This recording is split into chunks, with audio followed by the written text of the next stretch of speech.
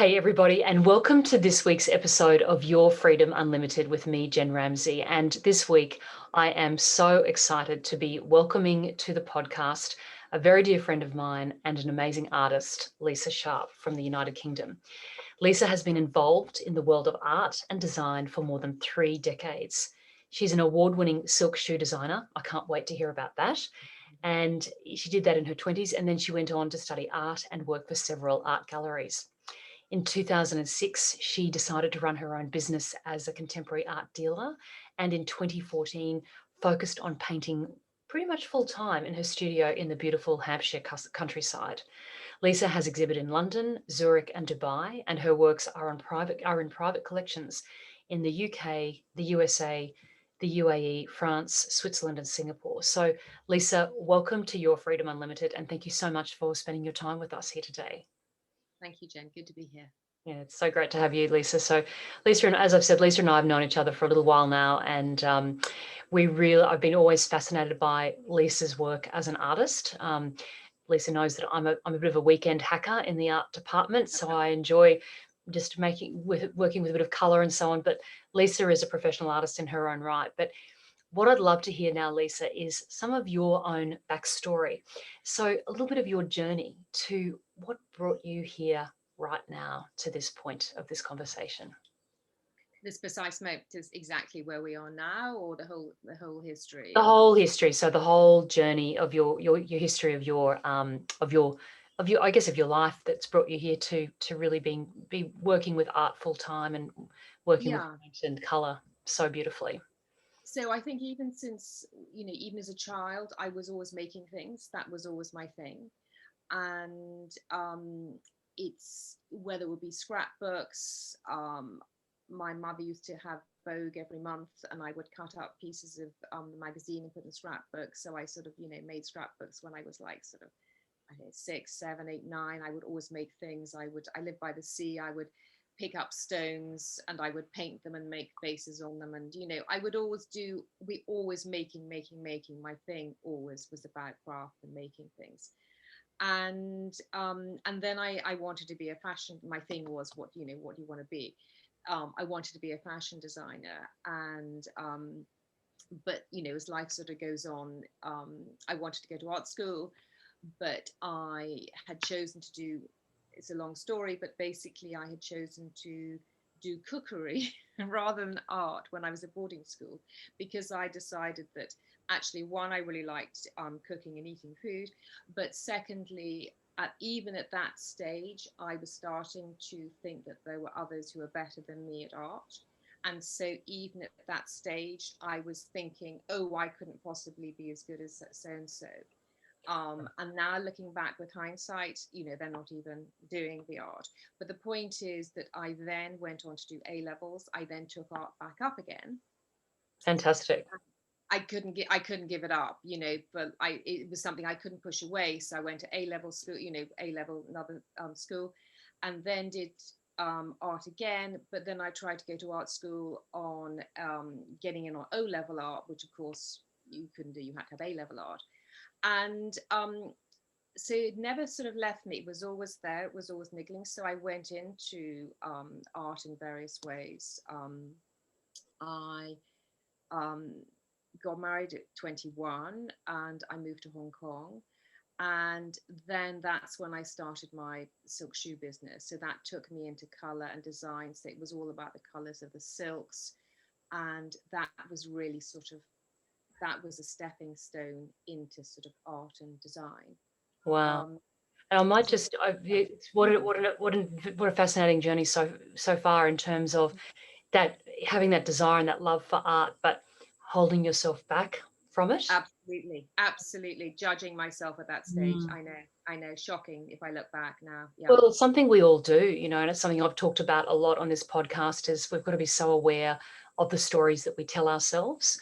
And I understand, I've done that exact same thing that you're talking about myself, in terms of comparing myself to others in my chosen field and thinking, oh, I'm not good enough, or I couldn't be as good as them, and so on and so forth. And the bottom line is, as you and I both know now, is that there's an abundance for everybody, and your work's going to resonate with people that that other people's artwork will never resonate. So there's a space and a place for everyone. But when we're younger, we don't Yeah. necessarily understand that. And but you did pursue it though. You kept going back to it, as you said, in your A levels, and then you pursued it and you went to Hong Kong and got into the silk shoe business. Let's just talk a bit about that. I mean, that's a fascinating area. You've gone to Hong Kong, so I'm assuming there's a lot of Chinese influence, a lot of art influence there from the Yeah. East. How did you get into it? What happened there? Well, basically, I suppose in a way, I was sort of didn't know. I sort of decided when I'd got married, I couldn't find the silk shoes that I'd wanted. And basically obviously love silk. I had this thing about silk, and because of going back to fashion and design and everything else. And then the colors were just amazing. And I, I didn't know what not, at age, 21, which was like, if, how many years ago, not 30 odd years, 30 something years ago, that I didn't know what the word entrepreneur was. I didn't know, but I realized that basically I had wanted silk shoes made up in the same silk as my wedding dress, and I couldn't buy them. And so then when I came across all these arrays of silk, I was thinking, oh my goodness, can you imagine having all these brightly beautiful, handmade shoes? Well, they weren't, I didn't know that they'd be handmade. So we started off having them factory made in Hong Kong and brought some back as samples. But the quality wasn't very good. So then I had them all handmade in the UK. So I then moved back within a couple of years, moved back to UK and had them all handmade in the UK, because just one by one. Um, so that's really my way, not consciously about the fashion, but it was more, again, I think it goes back to color. It was about the textures and colors of the silk, and that was what really fascinated me. Yes, I mean, yes, I think when you're into color and texture and design, any format is a great way to actually, to work with it, isn't it? And shoes are so practical. And I have to say to you, here in Australia, I'm always looking for good shoes or interesting shoes, and sometimes you can't always find them. Yeah. So how beautiful that you just said, right, well, I'm going to make them. And so you won an award. Can you tell us a bit about that? Yeah, and then in 1986, when the Duke and Duchess of York got married, I made the bridesmaids' shoes for their royal wedding. So it was pretty high profile at the time, that I was made. I was the bride of the year that followed, and I worked with all the couture designers at the time. So I mean, I think there's a lot to be said for being naive. And this is, and you just go for it. And this was all pre-internet, pre-mobile phones. It was all literally magazines, newspapers, so Vogue and all the Condé Nast magazines would be using my shoes and things, fashion shoots. So yes, and I not won, but I got the thing to make the bridesmaids shoes at very short notice. So it was quite a big thing, secret, keeping the color of the dresses and the silk, keeping all that quiet, because it was all, the newspapers are after any scraps, digging in, dustbins, trying to find out, what the color of the dress, the bridesmaids dresses were going to be, and all that sort of type thing. So from then I was carrying on designing, and I won a Condé Nast award for best accessory designer, and it was fabulous. Tiffany cut glass award for designer, accessory designer of the year. Lisa, So what an amazing story. I'd yeah, never heard this story, and what a fantastic story. And keeping the secret of the shoes, yeah, this is just stuff that dreams are made of from yeah, a business perspective. How amazing is that? So yeah. very successful in that space. Yeah. So what made you then move on? Well, that it was really interesting. I was actually I was married to my husband was in the army, and it was a really tricky thing to manage a business in London and move around. And we were basically moving every year, every couple of years, and the two weren't really I wasn't able to give it full enough time to just really hone in on it. Mm. I was also asked, there was something we have here, sort of Richard and Judy. I was asked to be on their well, I think it was Good Morning show. Anyway, you know, it's a really big deal, sort of, you know, Good Morning high time TV. But I was actually quite shy, and I'm still reasonably shy. And so I was so many things that maybe could have been my launch pad to even just bigger things. I held myself back because I was too shy to sort of put myself out there, I suppose. Mm. But most really the two, at one point, it was sort of, my husband was his army career and that sort of type thing, and the two just weren't really fitting. I was sort of living part-time in London and part-time in the north of England, Mm. and so I just made that decision that that's what I was going to do. I mean, you know, with hindsight now, I think maybe, you know, and yeah, this will make you laugh. This is the original Jimmy Choo, okay, not as it is now, but the original, when Jimmy Choo was making his shoes. You know, he came up to me once and said, "I really admire what you're doing," you know, sort of type thing, you know, and that's when he was just starting out. Wow. So it takes you back in time. Um, so it was just, you know, it was an adventure. And it was fun, and it was different. Yeah, Mhm. yeah. And Absolutely. maybe again going back, maybe it's something I suppressed myself on, sort of, you know, I think there probably is a little bit of a pattern where I sort of sometimes have done that in the past, and now I don't. But so yeah. Yes, well, we Yeah. all have, and look, we all, I think life also comes in waves, doesn't it? And I'm assuming too, you would have been married, you would have been thinking about having a family. All of these things collide. And I think also pre-internet and pre-mobile phone, life was just that much harder to navigate when you had to think about travel and a business and having children. I mean, I think we all struggle with this now. Imagine Yes. not having the, you know, the beauty of technology to support us, and all the things that we do have to support us in our life would have been much different, you know. Completely different when you're relying on, like, an answering machine for somebody to take your messages, and not even a sophisticated answering machine like you might have now. And it's sort of, you know, you weren't contactable, and you had to, if you wanted to get your messages, you know, you had to go down to London to get to your answering machine to get to your messages, sort of type thing. It Mm. was, it was very different. But it was all a really good learning curve, and everything I see now has been a, a stepping point. Everything is a stepping point. Absolutely. And I think it was the right thing for me. Now, I don't regret a single thing. I mean, every single thing, I would say, has led me to the next step, to the next step. So, and the reason for sharing sort of some of that stuff is to say that, you know, so it may sound glamorous, you know, having been, you know, a silk shoe designer, an art dealer, you know, working galleries, an art dealer, an artist. But, you know, in between that time, so that may seem like, oh wow, but the reality is, you know, I moved 21 times, moved house 21 times in 30 years, and lived in 6 different countries. And so there was a lot of time when I was sort of on my own, either on my own or with kids, like for 6 months on my own. My husband would be away for 6 months on operations and stuff. And everything had to juggle between that. And I'm not saying that to be whatever, you know, that it was tough. Yeah, of course it was tough.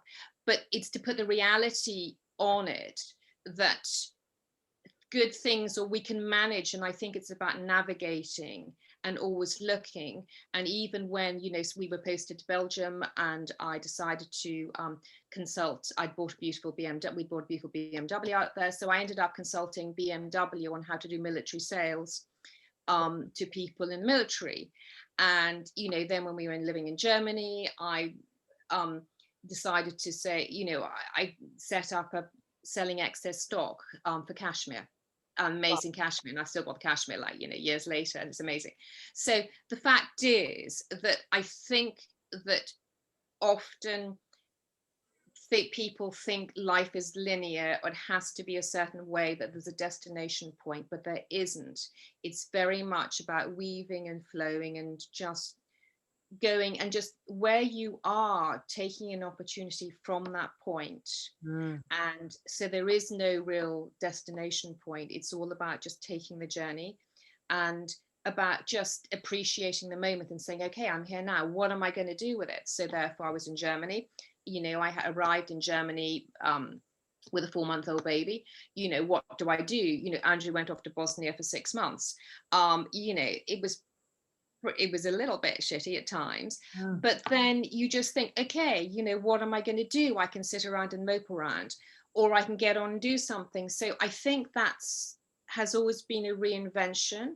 And going back to the shoes, if I'd stayed in that point, well, yeah, sure, I might have this and I might have that, but that really wasn't what it was meant to be. Everything has to be a stepping stone. And I think, going back to what you were saying about me comparing myself to other people as a child, is that I would say that the biggest thing, all this comparison to other people, is just don't do it, because that's what kills us inside, whatever it might be. And so you have to just do what you can in the present moment. So I think I was living in the present moment because I had to. And that I now choose to live in the present moment. So I don't waste time going back on regrets. I focus on what is, and that's been my thing. So that's sort of, yeah. I just think what a resourceful woman you've been to understand the value of living in that moment. And I think this is when you think about having a family, moving 21 times in all of those years, it's just the maintenance, the administration of a family life. That's it, exactly. Yeah.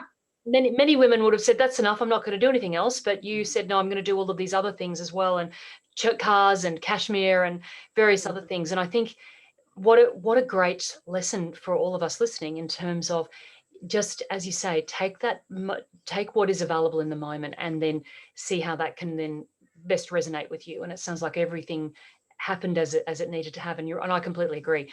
Everything in life is a stepping stone, and you may well have found the shoes 5 years on might have completely bored you, or it might not have been the right thing anyway. So it was a natural progression.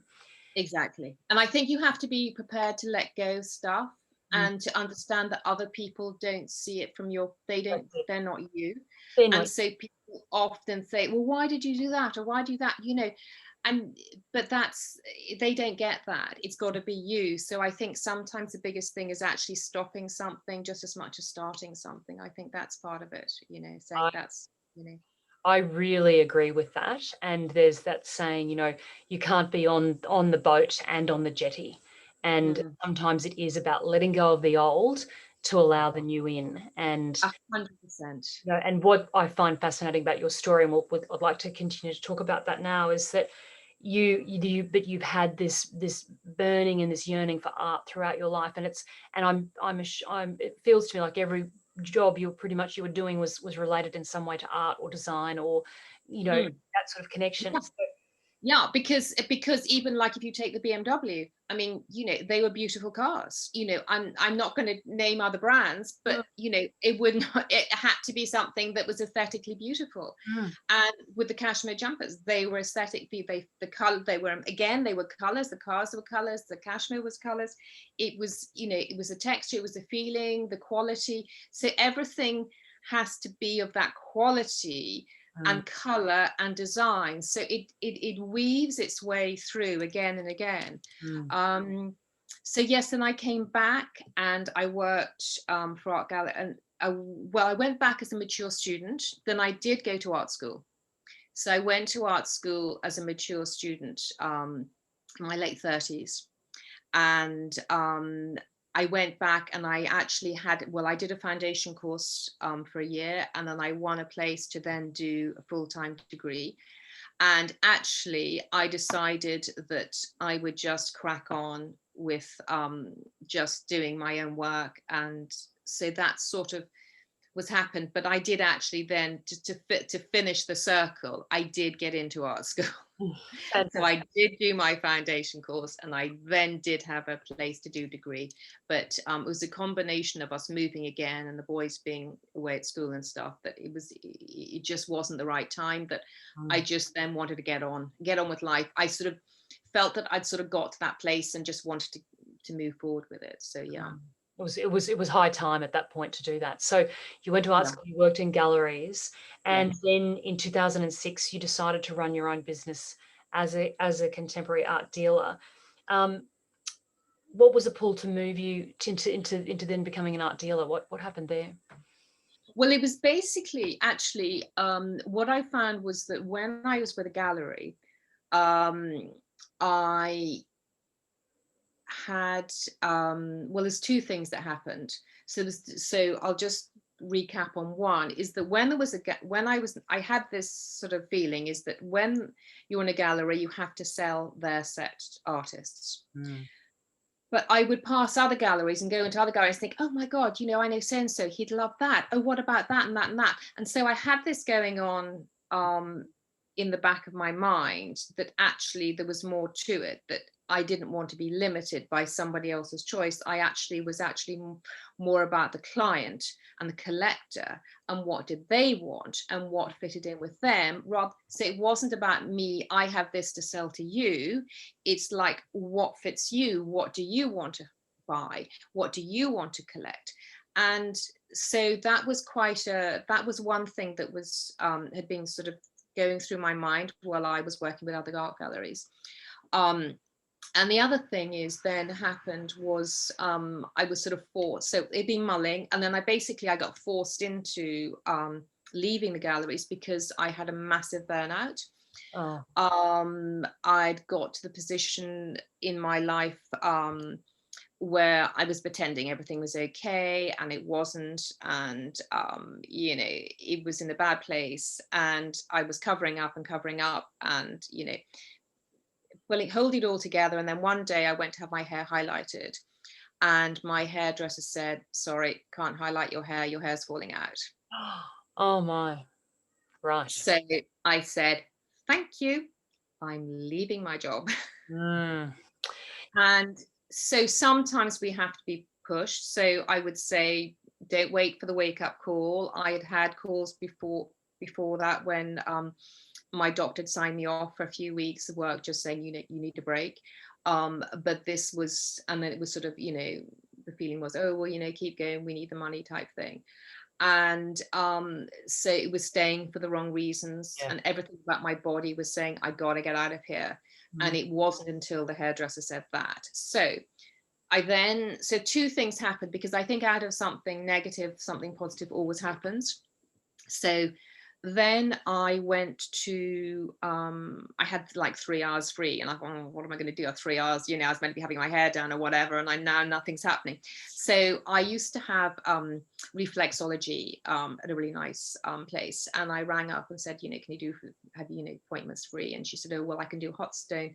The regular person wasn't there, but somebody else said, well, I can do hot stone massage. So I said, great, I'll take anything, because I just needed to think, what the hell's just going on? But during that session, it was incredible, because that's when I saw energy for the first time. Oh wow.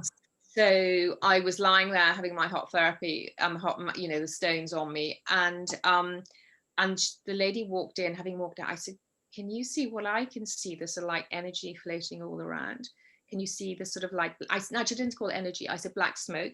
I said, like black smoke, can you see it? Or woo, like that. And she said, no, but if you can see it, that's great, go with it. And basically that was the most powerful experience I've ever had, and I'll never forget it. And it was just like there was a massive smoke energy just flowing all around, and I knew instantly that was me taking back my power. Wow. And I knew, as I'm talking to you now, I'm getting massive whooshes of sort of goosebumps. Is that I took back my power in that moment when I said, thank you, I'm leaving my job. Yeah. And so therefore, once you let go of something else will come in. Absolutely. And that's what it is. And sort of just thinking about it now, it was just like boom, bam, and it was so powerful. And every single day since then, I've seen energy. Sometimes I see it more than others, but if I have I have to have like a white background. If I focus, I see it, and something I forget it's there.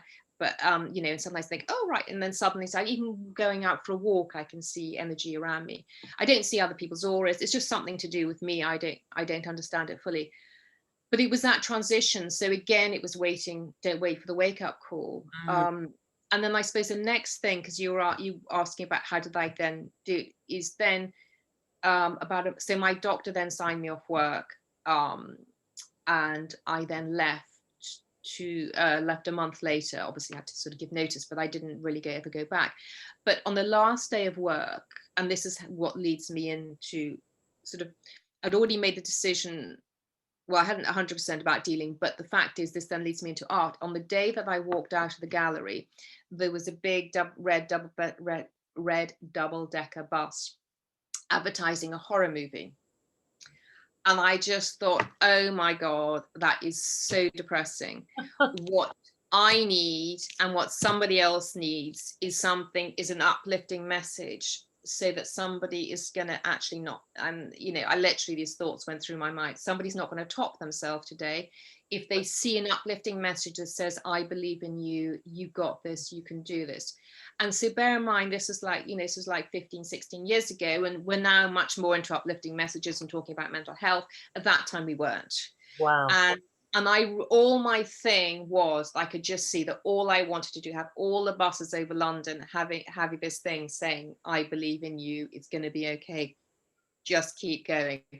And so really that was something that has stayed with me forever. And that was always tinkering away in my brain about how can I get these messages out? How can I create a way? And that's how my art then came back into my head.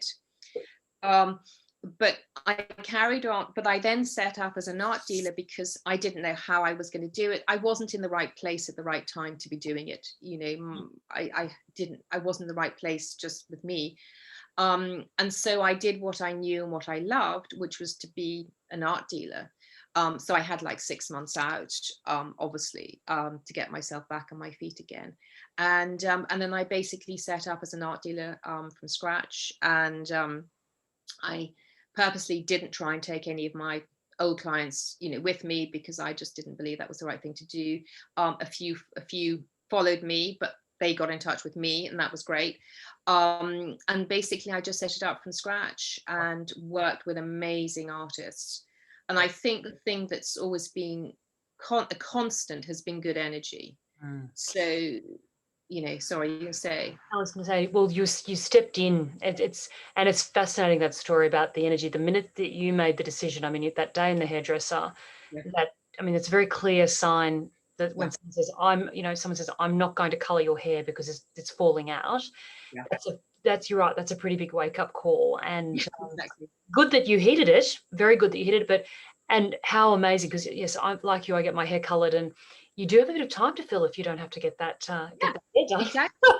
What a great choice to go and fill it with something so self-nurturing and stuff, so self-nurturing. But how amazing that you it was almost like you were walking through a portal or through a doorway. You said no, and then you went, by saying no, you opened up to the yes, and then the universe sent you this incredible message that, by the way, you are going to start seeing things. You're going to see this energy.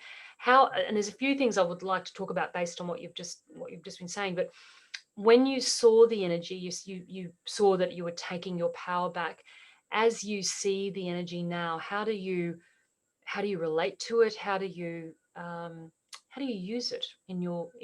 I just see it as a support system. I just say, hey, thanks, you know, you're there. I see it as two things. So I see it as there is something more than what we can see. I.e., there is an energy field. It does exist because I can physically see it. And as I said, I don't see anybody else's. I don't see yours. I don't see any of that. I just see there is something around me. It exists. And so it shows me that there's something more than the physical. So there is, you know, there is more to life, and there's that. So I see it as like a great big blanket of support that we all have around us, that we all have, you know, our guides and supporters helping us, egging us on, but often we're just not open to it or aware of it. and it's something like, I wouldn't, years ago, I wouldn't have been talking about this. Years ago, I had no idea what any, say, well, you're seeing energy. Well, what exactly can you see? And so for me, it's very comforting. I don't I don't use it for anything. I just respect it and just understand, and I'm just really grateful. I love that. Um, I you love know, I love yeah. I love that you say you see it as a support and nothing to be Mm. afraid of, but more as this supporting blanket, and Oh yeah. it's a proof point, isn't it, of Yes. what is out there. And as I do more research and study, and reading, and more scientific experiments are being done Yes. to demonstrate the fact that this energy is out there. And on an earlier episode, I think it was episode 38 of the podcast, I spoke with Dr. Dean Radin from Mhm. he's the chief scientist of the Institute of Noetic Sciences. And I asked him on the podcast, I said to him, so, does the science prove that is the science in on this? He said, Jen, it's been in for 30 years. Yes. Now we're Yes. now using the science to work out how it actually works.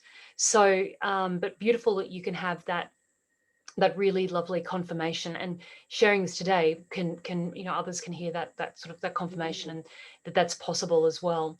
I also love the fact that the interpretation of the horror movie on the side of the bus. I mean, there could have been many different ways you could have taken that, but this idea of uplifting and some positive messaging for the community, for all of us. It's, again, this would have been pre-internet, pre-quotes and memes and all of those Yeah. sorts of things. So very visionary, and I know that you incorporate that now into your art. So I want to come back. We'll come around in a few moments and talk about that.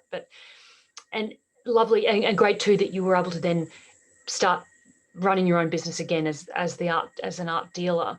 What Mm. then caused you then to move into really painting full time in your beautiful home in Hampshire? I think it was hitting 50. Mm-hmm. I think it was hitting 50 was literally a major point. Is that up until then the clock had always been ticking upwards. The clock had been ticking up to 50. And suddenly then the clock is ticking down. Mm. And it was like, okay, so I've had like all this time, and then suddenly and time really mattered. Um in a way that it was a measurable thing in a way that I hadn't really appreciated our mortality, I suppose. I think you appreciate your mortality in sort of waves, as it were, Mm. up and down, and say, oh, well, I really appreciate this or whatever else. But I think generally speaking, I just got to the point where, did I want to be in the same position I am now in like 10, 15 years? And Mm. I decided no. So I made some major life decision changes. Um, and so that was a sort of marriage situation, and sort of moving on from that. Um, but it was just deciding that I wanted to express myself, and that I wanted to actually give. And so, having had the dream about the buses for such a long time, it was to actually say, okay, get off your backside, make it happen. How are you going to make it happen? And so it was all that was sort of weaved into that. You've got to speak. And I've been writing, since the burnout. I was writing every single day for years and years and years. And I was writing uplifting messages, which now I look back and I was thinking, my God, I was writing that, 10, 15 years ago, whatever else. But it was, for me, it was what I needed. But I was always too scared to share it, because I think we have this thing about putting ourselves out there. We all have this absolute fear about putting ourselves out there, about putting our head above the parapet, about being seen, about being judged. And so I think it was just hitting 50 was a little bit, do you know what? I don't have to be polite and go to this drinks party. I don't have to do this or do that. I spent my whole blinking life as a marriage being sort of, you know, not saying I want to be rude, but conforming. Yes. Yep. And I think it was literally at that point that I decided that I just wanted to be authentically me. And I had been me, but I think I just needed to feel that I wanted to express myself. And I felt maybe that I had something to give. And with the paintings, as much as selling other people's paintings was fabulous, and the artists know I love them, um, I also felt that if I died tomorrow and I didn't sell another painting, would I mind? But Mm. if I died tomorrow and hadn't got my message out there, or hadn't maybe uplifted a few people along the way, would I mind? Yes, I would. Very Um, good question. Such a good question to ask yourself. it was just one of those things, if you die, what's your legacy? And Mm. it's not a legacy in a big way. It was more a legacy to, it's like I had, it's like I had the magic inside and I wasn't sharing the magic. It's like Ab- I was keep hiding it. yep, And I think absolutely. that's been the thing. Yeah. It's such an important thing to do, isn't it? Just to, you're right, to just, it's that, it isn't, it's less legacy. It's almost more about that creative expression. That's something Yes. Yeah. inside you that really needed to come out. And Exactly. you might have been doing that writing since 2006, and that was sort of the evolution of that messaging to yourself, and then Exactly. you're strong enough and more expanded enough to then bring it out to the world. And there's, I truly believe in divine timing, and that things are right. Things, Yeah. you put things into the world when the time is right for them to come into the world. And Exactly. now's very much the time, I think, when we look all around, it's at what's been happening in our world in the last few years. Mm. Your messages are absolutely right for this time, and people are very open to hearing it. And I'm really enjoying this discussion also, Lisa, around this idea of putting the head above the parapet. And I think it is something in your culture, and what I understand, it's in your culture, and it's definitely in ours. And our cultures, we've inherited our culture from the UK here in Australia. And I think it is something that we really need to consciously work with. I know it's something, and this is one of the reasons I've done this podcast, is exactly this. Really don't die with the music in you is really Yeah. my motto. 100%. And that's why I'm doing this podcast, and why I'm wanting to share stories like yours, because it's Mm. so important to express and to stick our heads above the parapet and realize that they're not going to be knocked off. There is Exactly. opportunity. Exactly. And I do also understand the time, and age when we hit certain milestones. That is also definitely a time when we do think about these things very, very, very clearly. A girlfriend of mine said to me, she said a similar thing to you. She said, when I turned 50, I stopped worrying about things, and I'm much Yep. happier. Yes. 100%. Mm, 100%. mm, Because it just, and I think the other thing is control, is trying to control other people or whatever, or worrying about stuff. I think you just think, poof, it's all going to come out in the wash. Just don't worry about it. Little things that used to become big things, just think, poof, it's fine. I mm. think because you sort of, had time that you can see the pattern of things, and you just think, oh, well, it all worked out in the end. And I think trust is I think there's a couple of things. Is this thing of pushing past fear about, putting your head above the parapet. I think you've got to push past fear. And I think sometimes that we think that fear is a big thing, like climbing a mountain, or doing a triathlon or whatever, you like doing the really big stuff, but it isn't. Fear is just like, doing your admin that needs doing. I mean, that's my big Mhm. thing. I hate admin. Mm, And it's like, it's just those little steps to get you to where you want to be. And the other thing is to focus on what you want as opposed to what you don't want.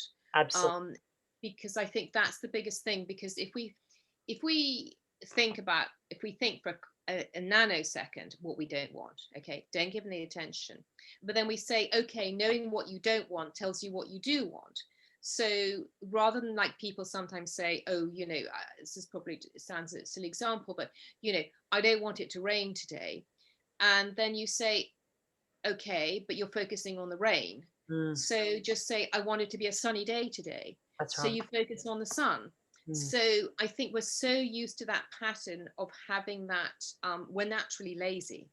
And so it's much easier to put the word not in front of things. But, as you and I know, that the universe does not understand the word not, it doesn't register, it only understands our vibration. that's And it. so it's so important that the vibration that we're putting out is the vibration that we want to continue backwards and forwards. and that's what we are then going to attract back into our lives. And I think that's so important, to take control of our vibration. Absolutely. Well, you're singing my song, sister. You really are. And it's so true. It's everything. And from a neuroscience perspective, what we know from the brain's perspective is that we are hardwired for lack and for fear. And it was about surviving on the savannah. And that's fair and reasonable, but we're no longer on the savannah. We're in a very different, many of us, most of us in the West are in a fairly good situation. And so, but we've got to be aware that we have got this negativity bias in our brains, and what can we do to balance? And it's almost like putting ballast in the ship to actually to turn it the other way. We've got to over focus on the positive and focus on those vibrations, because they're so important to really live from that perspective, as you say, the positive perspective, as opposed and choosing that perspective rather than focusing on the negative. And even the little things are the things that can trip us up. It's those small pieces of resistance during the day that can actually stop us from achieving what we want to achieve. So it really sounds to me that in that time of moving into really doing your own art, painting full time, leaving, starting to really focus on your own art, that was quite a personal breakthrough into your own freedom. What has that breakthrough meant for your life? I think it's a sense of, I think it goes back to a sense of freedom and keeping that inner alignment. I think it's a self-awareness. It's been a journey, and it didn't suddenly happen. And I think that everything is a process, everything is a journey. If there was one thing that also happened while I was sort of going through this time, leaving marriage and all that sort of type, I felt a huge amount of guilt about that and all that sort of stuff. But there was one point that made me realize that we create our own reality through our thoughts, was that my son had just started university. My youngest son had just started university, and he was living with his father most of the time when he was at university. And when he was away, I was like as happy as could be, and it was just amazing. And I was so happy that he was off at university, having a great time. And then when he would go and be staying with his father, I would go down to a spiral, and I would just like be crying my eyes out, because I was thinking, oh, he's not with me, blah, blah, blah. And then one day I caught myself and I thought, hold on a minute. Now, all he's done is move from A to B. When he was at university, I was as happy. Now, he is obviously just going to where he's going. He's not trying to upset me in any, I never thought that for a second. And so it is me who is making me upset and unhappy through my thoughts. And that was that was my aha moment of thinking, I can choose to be happy or I can choose to be sad, and it's entirely up to me. And therefore, that's when I became so conscious of my thoughts. And I thought, no, it's not that person. If somebody says something, it's not that person. It's my reaction to what somebody's saying. And so that was a sort of deeper, I had to sort of iron out all this stuff and clear out all this stuff in order for my art to get to where it was going. So it had to come from a really clean, pure place. And so now my art is a reflection of my vibration, as opposed to putting all my hang-ups in there. Do you know what I mean? Absolutely.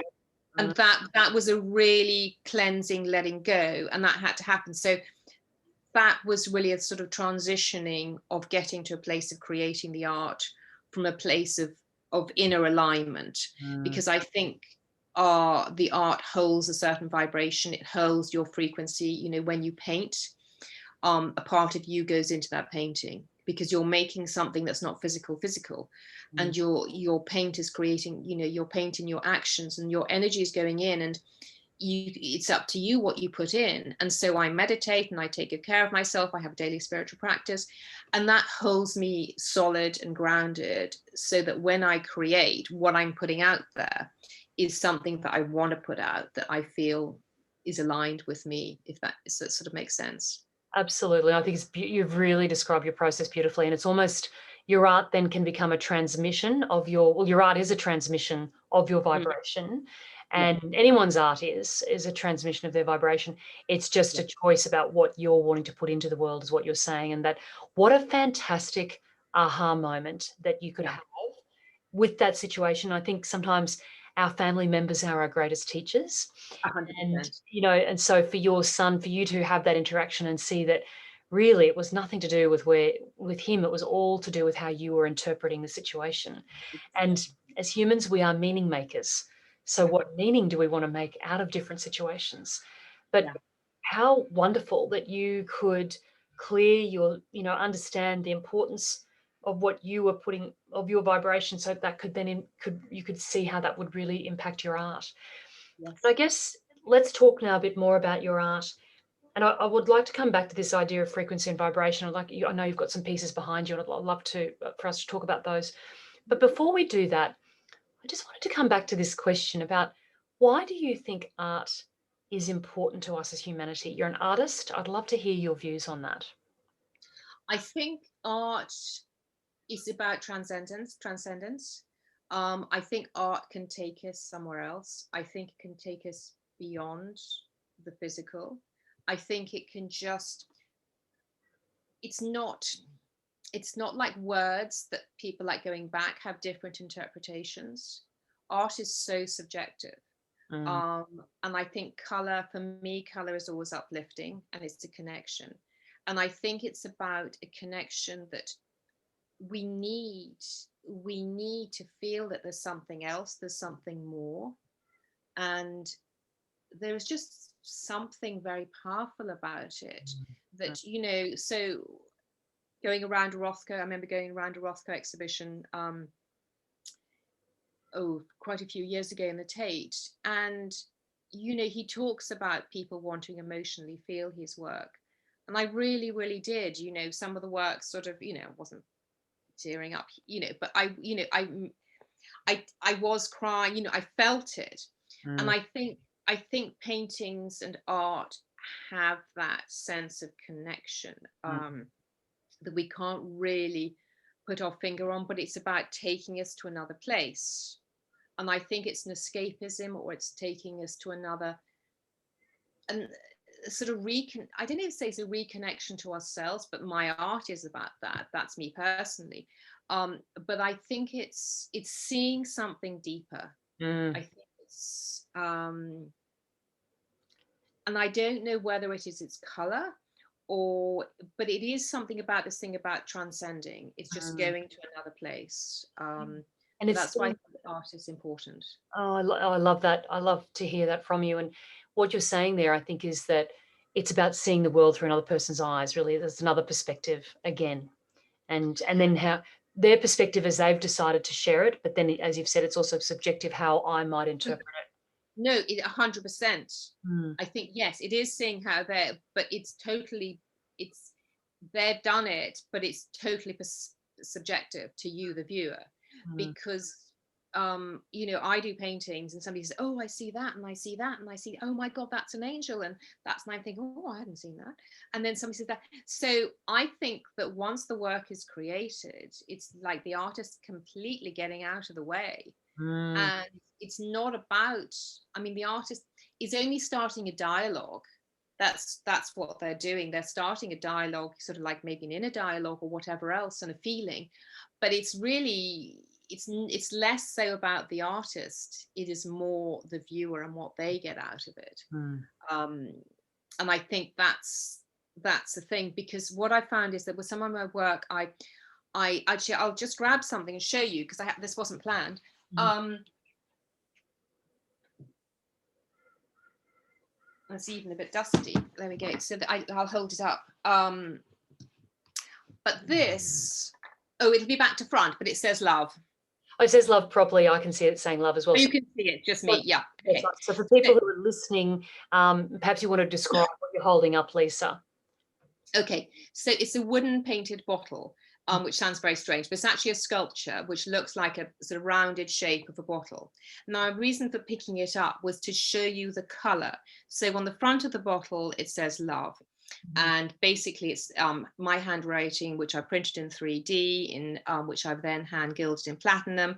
So it's platinum on the stopper and the platinum in the writing. And then on the back, it has a crystal in the back, which says you matter.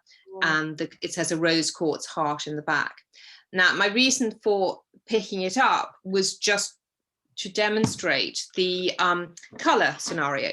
So I asked a lot of people before I made it, I'm going to just hold there for a second to the color, what color love represented to them, what color they thought of love. Well, this is a mixture of everybody's colors.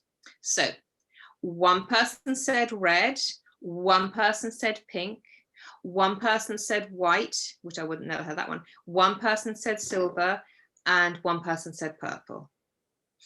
And so this was a mixture. So I mixed all those colors to make this color. Beautiful. Okay. Amazing. But the point being is that I started to put words and writing in a lot of my work, but what I was realizing that actually it's so open into personal interpretation. So if I use, I think love is probably about the only safe one, that somebody isn't, it's the only straight, safe one. Love is love, end of story. But, other people can interpretations on other words and meanings. So that's why I'm going back to, I pick that as an example to say that it's our personal interpretation, because I had other bottles where I'd written different words and people say, oh no, but no, I see that as that color. Oh no, that's and I don't see serenity as blue. I see serenity as sort of purple or white or whatever else.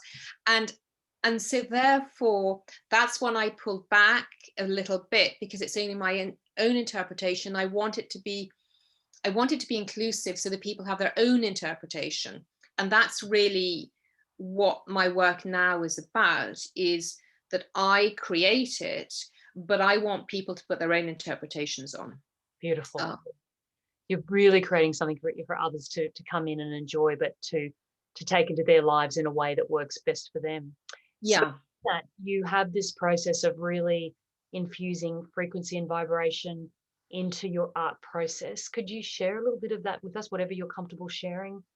Yeah, well, yes, obviously, I take care of my own vibration, and that's sort of by meditation and appreciation. And I call it appreciation rather than gratitude, because gratitude is a little bit like eat up your vegetables, you should be grateful sort of type things, sort of type thing. Whereas appreciation is where you actually really appreciate life, whether it's, hot water or electricity or whatever you've got. I go through a daily process of appreciation and intentions and everything else, and meditation is all part of my daily practice. And the other part of the actual physical painting is I use high vibrational paints, which are made in Switzerland. And like homeopathy, they have a frequency they have a way of holding the frequency. They actually have scientists working on it so that the water that is used in the paints they have music, they have essences, they have, everything positive, imbued into the paint, so that there is a certain frequency. I also create my own blend of British flower essences, which I then add to the paint as well. And then everything sort of all comes together, but it's the quality of, the paints really help of keeping it at a high vibration. And it was that everything, the paints, when I was starting to paint, they all had this toxic warning, they had on the back, warning, toxic, carcinogenic, and I'm thinking, oh my God, I want to work with that. I only want to work with something that is really, harmonious to me and my health and well-being. And so I did a long search, and then I found the paints that I loved. I went to the factory in Switzerland. Everything that they put back in is just pure water. There's no toxicity, So I actually went in great depth before I decided which paints I was going to use. And so I use the paints to, to just, there's gessos and primers underneath. It's all by there. It's all water based. So it's all very pure. So it's not giving out any sort of toxic fumes or whatever else. And, my hands are nearly always covered in paint, or, and I stick a paintbrush in my mouth quite often and it doesn't matter, so it's that feeling of, and sometimes I work with my hand on my paintings and stuff. And so that was really important to me, that there wasn't a barrier. It was, again, me being connected with the artwork. Oh, wow. That's incredible. And as I said, as an artist myself, I actually, like you, I really enjoy mark making on the canvas, and I often use my hands, and I've been Yes. given that warning about not being careful of the toxicity of the paint. So if you can perhaps share with us, or we share in the show notes, the name of that paint that you use, because I think Yeah. it's wonderful to open that up for other people to be able to, because if they've had the intention of not only creating safe paint, but high vibration paint. I mean, how beautiful would that be to paint? Would that be to Exactly. No, and the experience is so much rewarding for everybody. Mm. So they make art therapy, they make paint for art therapy, but they use, and which they basically, talk a lot about that. And whereas they still use all the frequencies and everything goes into all the regular paint about it. I mean, they don't speak about it probably quite as much as I do, but I know what goes into it.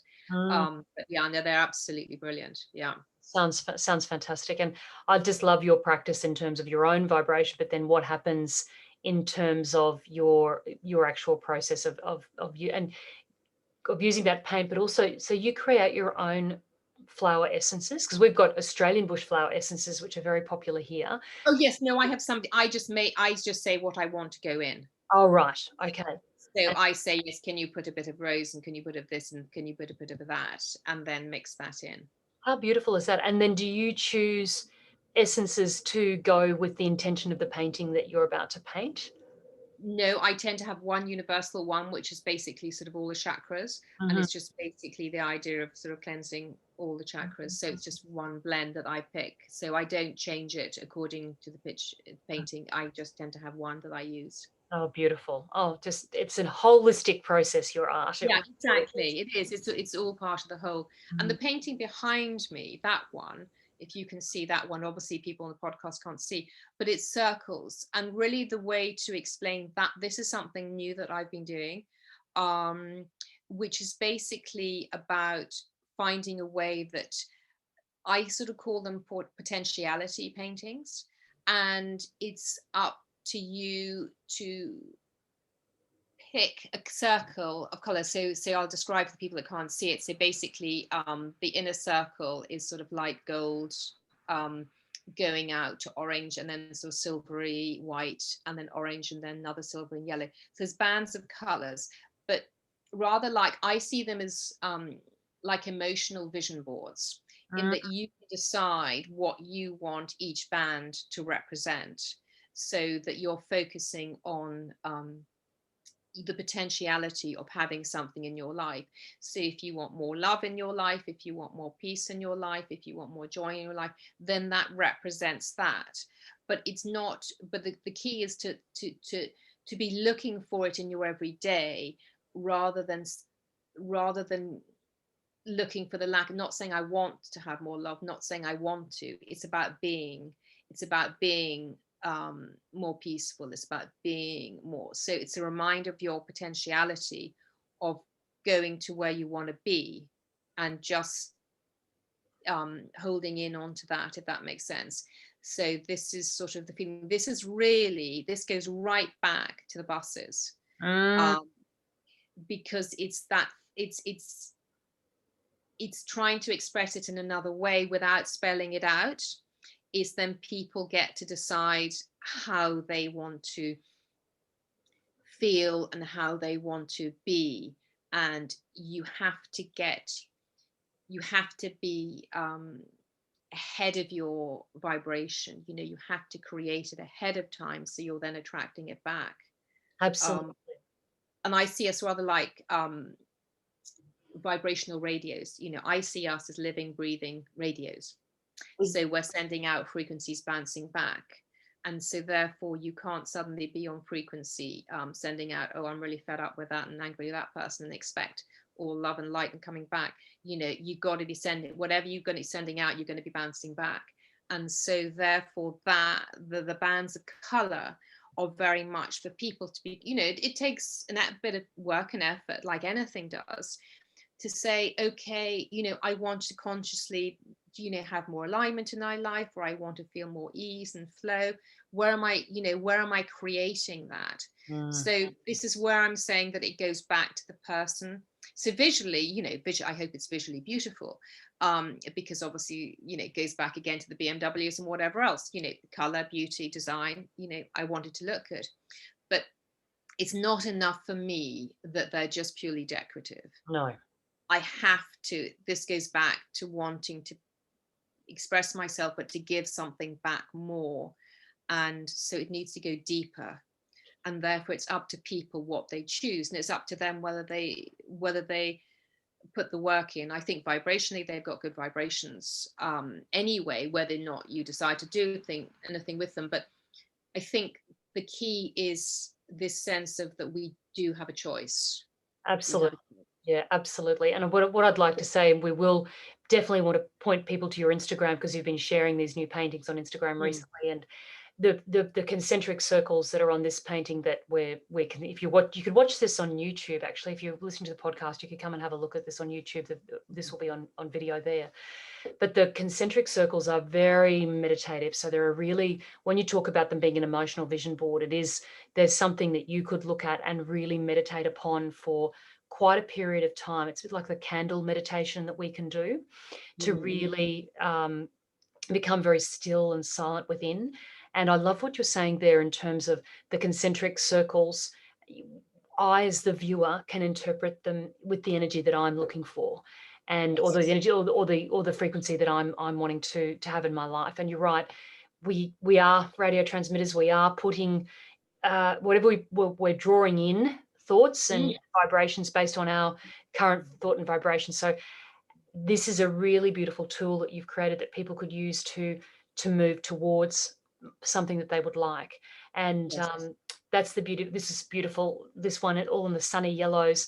I think there was one you did around New Year where, to me, my interpretation of it, and it's on Lisa's Instagram, where it's like you are looking through a portal to the future. It's all in greens. Yes. And it's incredibly evocative. There's a lot to it, particularly after you look at it for a while. So that's just my interpretation, but it's beautiful work, Lisa. It really, really is. And they change when you move, when you walk, they change. When you move, they change. Yeah, it's just, they're amazing. And I also think not putting the words on them, you're right, it allows people to interpret and be open to what they want to receive. Having said that, I love your word art as well. So it's just amazing. We are almost at the top of the hour. I can't believe how our time has flown today. But just one more question, and then finally how people can reach out and connect with you. But this has been a really wonderful conversation, and I want to thank you for your time in terms of your journey through art, your journey back to art. And you, as you say, it's almost this full circle. How interesting. You're now doing these concentric circular paintings, and we're talking about the full circle of your artistic career. And there's obviously, and the beauty of circles is they can go on and on and on, and there's so much, endless possibilities. And I'm very excited about what future art you'll be offering us. But you have really shared with us the journey of an artist, and to now being a successful artist in your own right, and selling your works and making a living in this space. And I'm sure there are probably one or two people listening to this podcast who maybe budding artists, may have that expression, that creativity inside that they may want to send out to the world. They may not be artists. You might be a writer, a poet, singer, musician, whatever it is. Do you have any tips that you would give to someone who's got that, particularly that artistic creativity, who's scared to put their head over the parapet? We've had a really good discussion today about emerging from the chrysalis and being the artist. Any tips for people thinking about embarking on that? I think it's so many different things. I think I think keeping a sense of awe in about everything about you, about life, keeps you in a place of keeping on moving forward and following your inspiration. I think it's so important to keep in that sort of awe and appreciation, what I mentioned earlier about appreciation. But the awe is keep that inside you, is to understand that whatever dream you got, that dream chose you. Mm, um, and other and sometimes you need to keep that dream bubbling up, and you don't share it with other people, mm, because sometimes you share your dream and somebody else will say, oh well, that's not going to work because that blah, and suddenly boom, you're back down. And so sometimes I would say, from a creative point, keep that dream bubbling away. And also always look at ways of thinking outside the box, how you can share it's either whether it's art or music and other ways that nobody else is doing. So collaborations, of whether it's, putting your art on, getting it printed and putting it on a shop that's closed down or something like that. Find ways to be giving, not giving, physically giving, but just sharing in a way that feels aligned with you. And I think you've got to, courage is a muscle. I think you've got to keep on exercising your courage muscle and mm, just keep on putting. And the other final thing I'd say is the materials matter. You got to use good materials. I'm sorry. mm, But you have your materials make your work. And so I rather have enough money to paint one painting than I would to paint hundreds. mm, Well, that's not quite true, but you know what I mean. But mm, it's just sort of that sort of type thing on the materials, I think, does matter. But most important is just stay connected to you, to trust, mm. and to remember that your dream and whatever it is, it chose you. And I think that's just stay centered in that place. Oh, what beautiful advice. I love that dream chose you. And it is so true. It's this energy that's bubbling up inside you. And um, I think the practice of meditation is so important, that daily spiritual practice that you mentioned, Lisa, Yes, to keep that connection and to allow those inspiring ideas to come up. I mean, yes, I love that you said that these paintings you're doing now are the next evolution of the bus yes, message idea. They look nothing yes, like that, but that's the next evolution. You yes. know, and you've allowed that to come out, and your meditative practice has probably fostered that. Is that a fair thing to say? Oh, 100%. No, meditation, 100%. Yes, Mm, is absolutely key. My daily practice, meditation is without a doubt the key to just getting grounded and centered, and just a connection to self. I think that's what it's all about. And as I'm looking at it now, I mean, what I can easily do is try and take a very not. I wouldn't.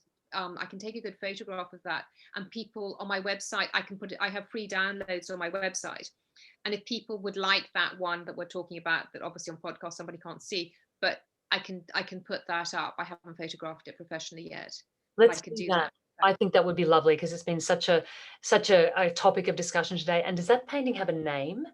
Just so that Sun, people. that one's, yes. So that one is called Sunshine. Sunshine. I thought it was Sunshine. Yes, beautiful. So look out for Sunshine. And on Lisa, where is the best place for people to connect with you? Is it on your website, Instagram? Where should we go? Instagram, both Instagram and website. So it's Lisa Sharpe with an E. So SHARPE, Lisa Sharpe Art, Instagram, and my website.com. Beautiful. Well, we'll put all those details in the show notes so that people can connect with you and follow your work. And I'm loving seeing the evolution of your work, Lisa. And as you're writing and sharing more about it, it's just such a beautiful process of unfolding. So I want to thank you so much today for sharing your heart with us and sharing your journey and showing how that it is really possible to when we've got this far inside of us, it is possible to come back to that and to really ignite it and then to live it. So thank you for your time. I really, really appreciate it. And I'm looking forward to talking to you again soon. My pleasure. My pleasure. Lovely to chat. Take good care. Thank you. And you.